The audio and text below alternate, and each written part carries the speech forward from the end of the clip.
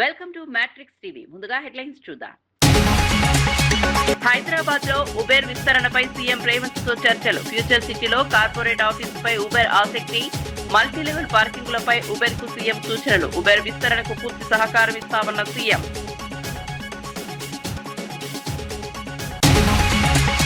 AP knowledge hub గా మారుస్తామన్న Chandrababu. AI deep టెక్నాలజీలో యువత ముందుండాలన్న చంద్రబాబు. హైదరాబాద్ లో ఏపీని టెక్నాలజీ హబ్ చేస్తామన్న సీఎం.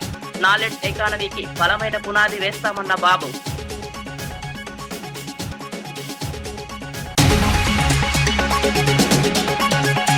అగ్ని ప్రమాదంపై మంత్రి మనోహర్ ఆవేదన. ఫైర్ ఇంజిన్ ఆలస్యంతో ప్రమాద తీవ్రత పెరిగిందన్న నిర్వాహకులు. అగ్నిమాపక వ్యవస్థను బలోపేతం చేయాలన్న మంత్రి. బాధితులకు ప్రభుత్వం అండగా ఉంటుందన్న మనోహర్.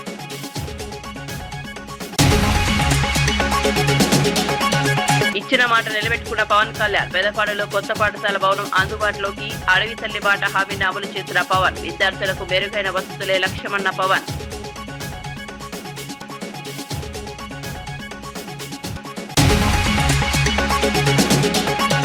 సామాన్యుల పొదుపుపై మోదీ వ్యాఖ్యలు విడ్డూరమన్న మహేష్. పెట్రోల్ ధరలతో ప్రజల నుండి వీచారన్న మహేష్.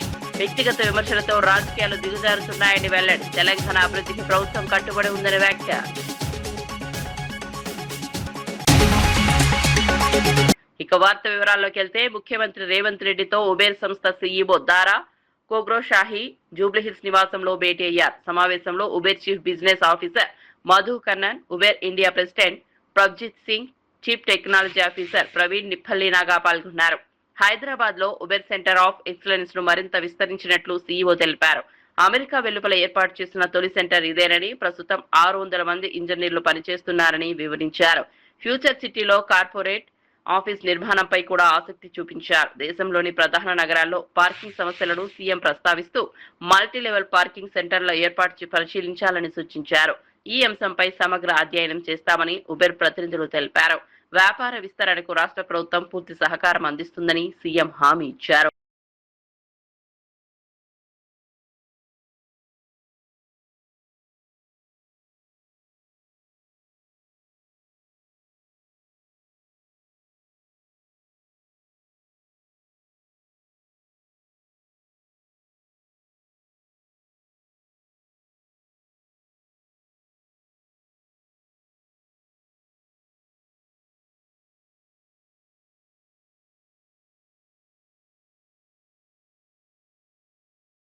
ఆంధ్రప్రదేశ్ ను భవిష్యత్తులో ప్రపంచ స్థాయి నాలెడ్జ్ హబ్ గా తీర్చిదిద్దడమే లక్ష్యమని సీఎం చంద్రబాబు నాయుడు అన్నారు.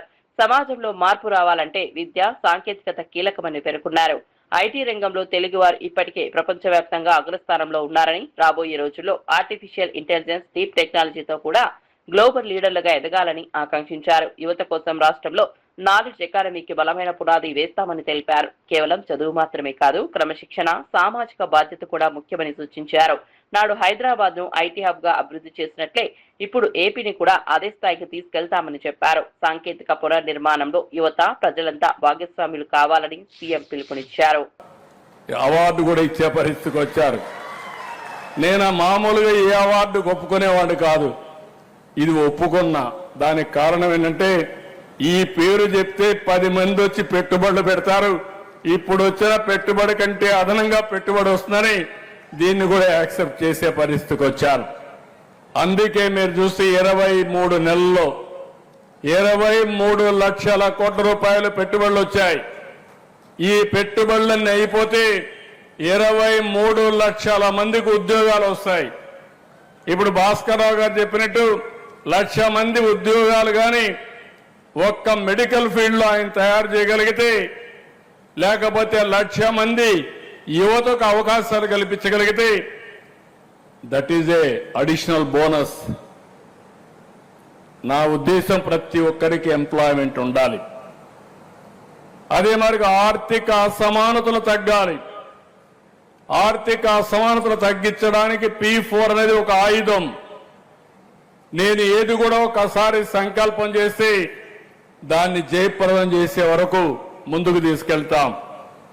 ఈ ఆర్థిక అసమానతలు తగ్గించి అందరికీ మెరుగైన జీవన ప్రమాణాలు ఇవ్వగలిగితే అదే నిజమైన ప్రజాస్వామ్యం. అట్లా కాకుండా కొంతమంది కోటీశ్వరులు చాలా మంది నిరుపేదలుంటే అది సమాజానికి కూడా మంచిది కాదు.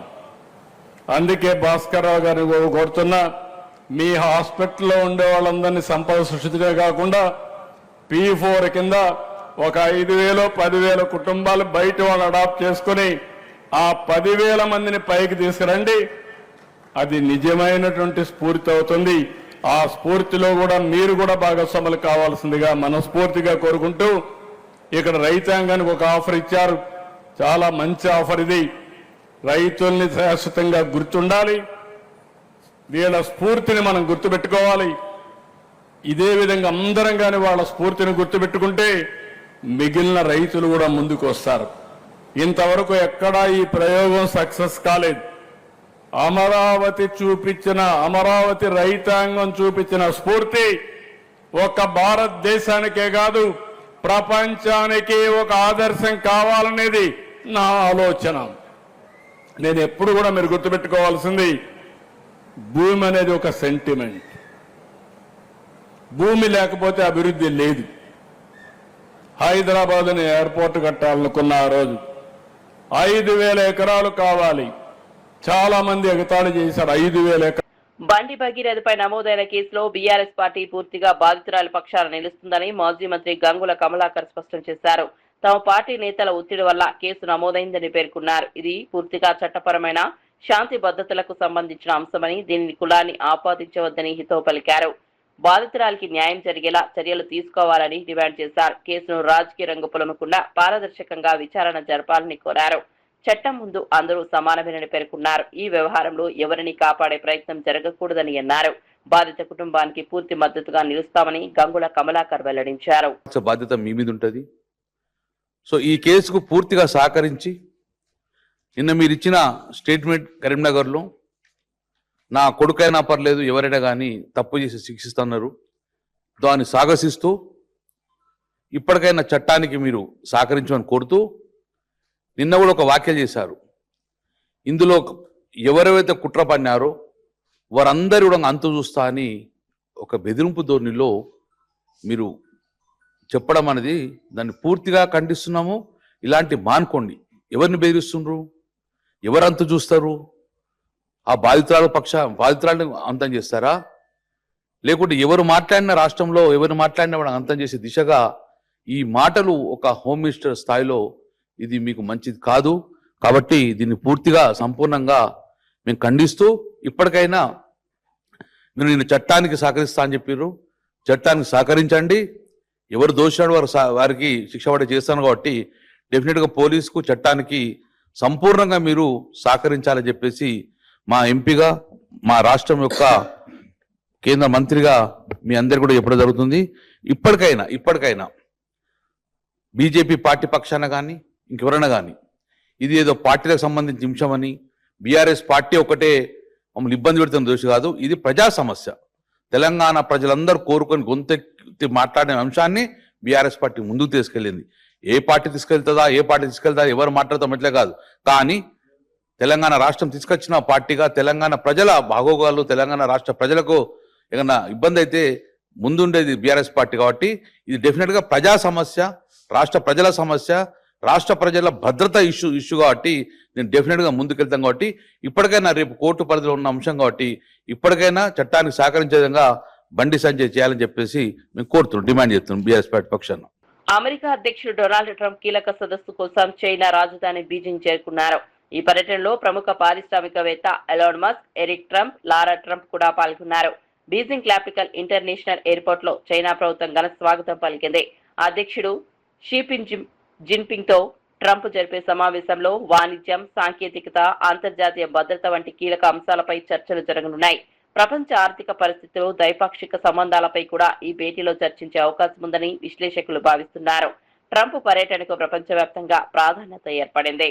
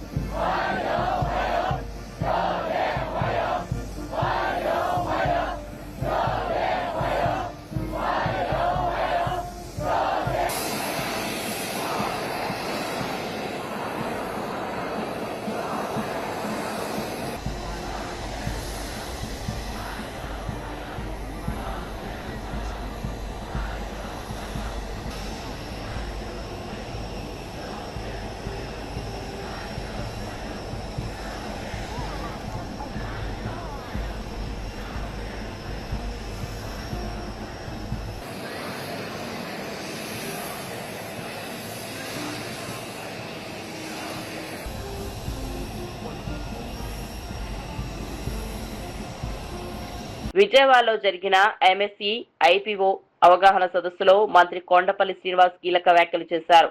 రాష్ట్రంలో 20 లక్షల ఉద్యోగాల కల్పన లక్ష్యంగా ప్రభుత్వం పనిచేస్తోందని తెలిపారు.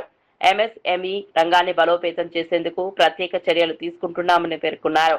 రాష్ట్రంలో సొంతంగా స్టాక్ ఎక్స్చేంజ్ ఏర్పాటు చేసే ప్రతిపాదనలు సిద్ధమయ్యాయని వెల్లడించారు. దీని ద్వారా చిన్న పరిశ్రమలకు నిధుల సేకరణ సులభమవుతుందని చెప్పారు.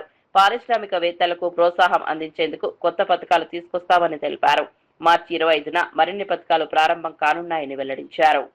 ఒక చైర్పర్సన్ గా వ్యవహరించి ఎప్పటికప్పుడు అటు ఎంఎస్ఎంఈని అలాగే అదర్ డిపార్ట్మెంట్స్ ని గైడ్ చేస్తూ ఈరోజు ఇండస్ట్రీస్ ని ఇక్కడ ఆంధ్రప్రదేశ్లో స్థాపించడానికి చాలా సింప్లిఫైడ్ మెకానిజంలో తీసుకున్నటువంటి గౌరవ మంత్రివర్యులు నారా లోకేష్ గారికి ప్రధానంగా ఈవెంట్ రావడానికి నేను వారికి ప్రత్యేకమైన ధన్యవాదాలు తెలియజేసుకుంటూ మరి అలాగే ఈ ఈవెంట్ని ఆంధ్రప్రదేశ్లో స్టాక్ ఎక్స్చేంజ్కి అంటే ఎస్ఎంఈ ఐపీఓస్ని ఎస్టాబ్లిష్ చేయాలి, ఒక అవేర్నెస్ ప్రోగ్రామ్ పెట్టాలి. సుదీర్ఘంగా ఒక 6 నెలల నుంచి నేను ఎప్పటికప్పుడు కృష్ణదేవరావు గారిని ఎప్పుడు ఢిల్లీ వెళ్ళినా కూడా ఆయన టీం నాకు ఎప్పుడు కూడా మాట్లాడుతూ ఉన్నారు. ఒక 1 మంత్ బ్యాక్ ఫోన్ చేసి మనకి ఎన్ఎస్సి సిఇఓ గారు వస్తున్నారు, మన ఆంధ్రప్రదేశ్లో ఒక ఈవెంట్ పెడదాము, ఆ ఈవెంట్ ద్వారా మన ఇండస్ట్రీస్ అందరికీ కూడా ఒక అవేర్నెస్ ప్రోగ్రామ్ పెడదాము. బికాజ్ రీసెంట్గా లాస్ట్ ఇయర్లో ఎంపీ గారు చెప్పినట్టుగా 290 ఎస్ఎంఈ ఐపీఓస్ని ఎస్టాబ్లిష్ చేస్తే సుమారు 10,000 కోట్ల ఫండింగ్ ఎస్ఎంఈస్కి రైజ్ చేయడం జరిగింది. కానీ మన ఆంధ్రప్రదేశ్ నుంచి చాలా లిమిటెడ్గా ఉంది. But వేరేజ్ investment in stock exchange చాలా మంది ఇన్వెస్ట్ చేస్తున్నారు, కానీ మన ఆంధ్రప్రదేశ్ ఆంటర్ప్రినర్స్ ఎస్ఎంఈ యూనిట్స్ ఎవరైతున్నారో దాని అడ్వాంటేజ్ తీసుకోవట్లేదు. సో ఖచ్చితంగా ఇది పబ్లిక్ తెలియజేయాలని ఆయన సుదీర్ఘ ప్రయాణంలో నాకు ఇచ్చినటువంటి సలహా మేరకు ఈవెంట్ పెట్టినందుకు మరి లావు కృష్ణదేవరాయలకు ప్రత్యేకంగా ధన్యవాదాలు తెలియజేసుకుంటూ మరి అలాగే ఒక క్లస్టర్ తీసుకొచ్చి ఒక లార్జ్ ఇండస్ట్రీ తీసుకొచ్చి ఆ లార్జ్ ఇండస్ట్రీస్ అసోసియేటెడ్ గా స్మాల్ ఇండస్ట్రీస్ కూడా పెట్టడం జరుగుతుంది. అంటే ఆ స్మాల్ ఇండస్ట్రీస్ కూడా ఇదే ఎంఎస్ఎంఈ పార్క్స్ లో క్లస్టర్ అప్రోచ్ లో తీసుకువెళ్లి అక్కడ కామన్ ఫెసిలిటీస్ డెవలప్ చేస్తే అక్కడ ఉన్నటువంటి ఇండస్ట్రీస్ ప్రోడక్ట్ మ్యానుఫ్యాక్చరింగ్ కాస్ట్ కూడా రెడ్యూస్ అవుతుంది. ప్రపంచ స్థాయిలో లో కాస్ట్ ఆఫ్ మ్యానుఫ్యాక్చరింగ్ వెళ్తారన్న ఒక ఆలోచనతో ఈరోజు గౌరవ ముఖ్యమంత్రి గారు దాన్ని కార్యరూపం చేస్తున్నారు. అంటే ఇదే హోలిస్టిక్ అప్రోచ్ లో మన రాష్ట్రానికి ఎంఎస్ఎంఈ ఇండస్ట్రీని గ్రోత్ చేయాలంటే ఏం చేయాలన్న దాని మీద ప్రధానంగా ఒక 2 years కాల పరిమితుల్లో అనేక విషయాలు చేయడం జరిగింది. మీరు చూసుకుంటే పాలసీస్ కూడా సుమారు 24-25 పాలసీస్ సెక్టర్ ఓరియంటెడ్ పాలసీస్ కూడా ఇవ్వడం జరిగింది. చాలా విధి విధానాలు అంటే ఇక్కడ సర్క్యులర్ ఎకానమీ అవ్వచ్చు, అలాగే మీరు చూసుకుంటే ఈవీ మ్యానుఫ్యాక్చరింగ్ అవ్వచ్చు, ఈవీ ఛార్జింగ్ స్టేషన్స్ అవ్వచ్చు, అలాగే గ్రీన్ ఎనర్జీ దాని మీద అవ్వచ్చు, ఇవన్నీ కూడా పాలసీస్ డిఫైన్ చేసి స్పెసిఫిక్ టు ఇండస్ట్రీ కూడా తీసుకురావడం జరుగుతుంది. మరి అంతేకాకుండా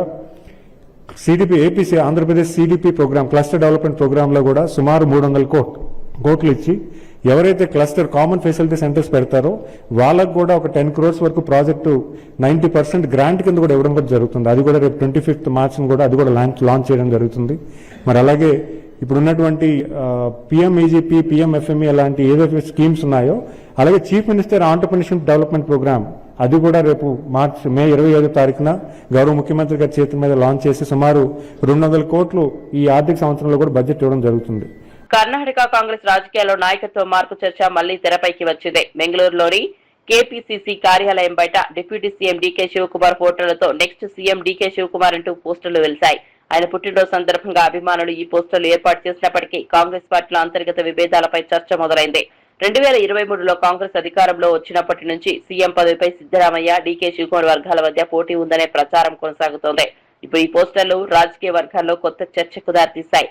పార్టీ నాయకత్వం ఈ అంశంపై ఎలా స్పందిస్తుందనేది ఆసక్తిగా మారింది.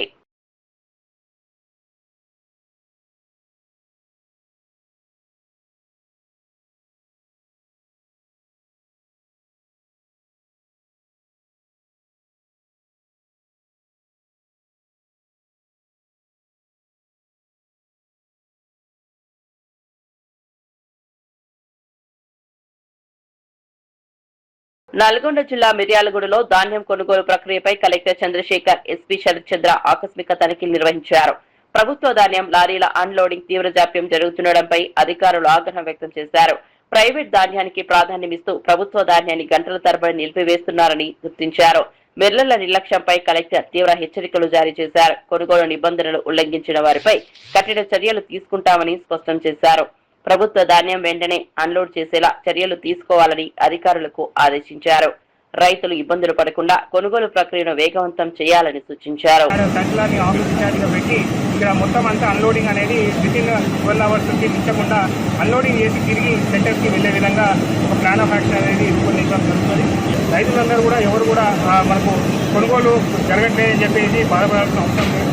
కొనుగోలు వేగవంతం చేయడానికి ప్రభుత్వం కూడా అన్ని రకాల ఆదేశాలు జారీ. తెనాలిలో సూర్య స్పర్శ్ వర్క్ షాప్ లో జరిగిన అగ్ని ప్రమాదం బాధాకరమని మంత్రి నాదెండ్ల మనోహర్ అన్నారు. ఘటనా స్థలాన్ని సందర్శించిన ఆయన ప్రమాదానికి గల కారణాలపై ఆరా తీశారు.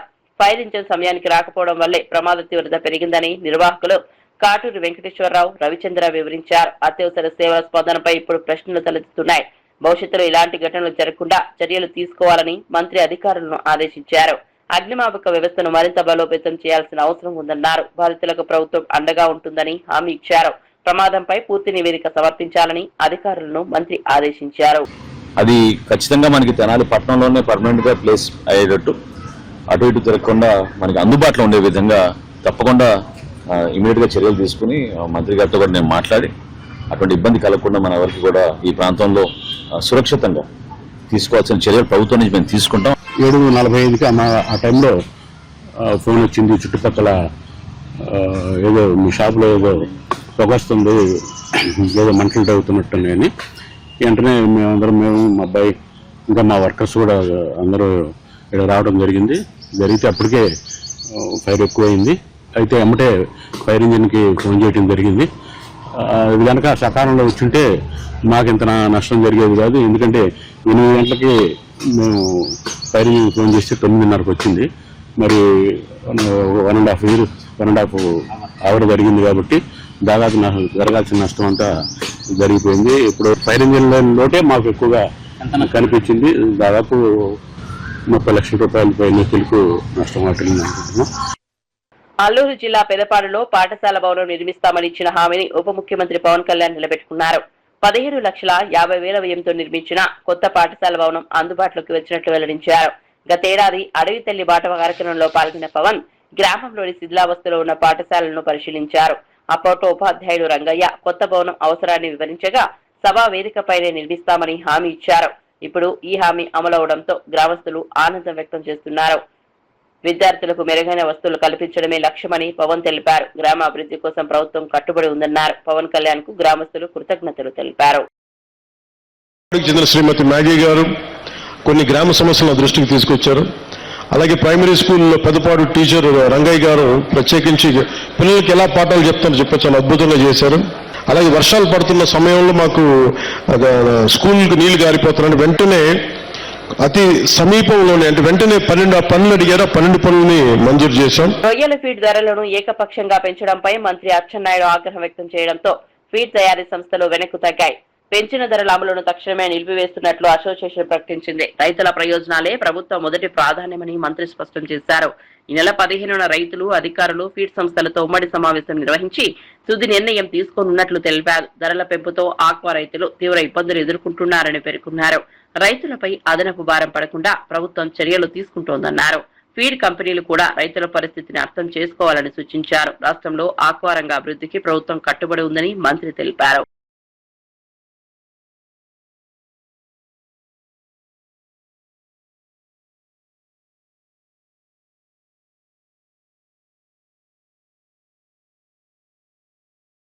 కేంద్రంలోని మోదీ ప్రభుత్వం సామాన్యుల పొదుపుపై మాట్లాడడం విడ్డూరంగా ఉందని టీపీసీసీ చీఫ్ మహేష్ కుమార్ గౌడ్ విమర్శించారు.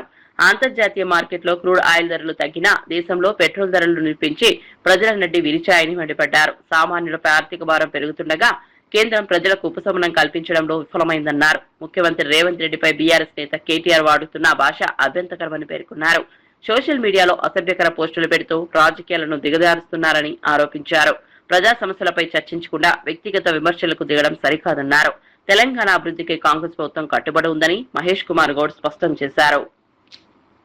పెద్ద సినిమాల విడుదల విషయంలో ఎలాంటి సమస్యలు రాకుండా చూసుకుని ఇప్పుడు తమ సినిమా రిలీజ్ సమయంలోనే పర్సెంటేజీల వివాదాన్ని తెరపైకి తీసుకురావడం వెనుక ఉద్దేశం ఏమిటని నిర్మాత రవిశంకర్ ప్రశ్నించారు. నిజంగా పర్సెంటేజీ విధానాన్ని మార్చాలనే ఆలోచన ఉంటే మీ సినిమాల సమయంలోనే అమలు చేసి ఆదర్శంగా నిలవాల్సిందిగా వ్యాఖ్యానించారు.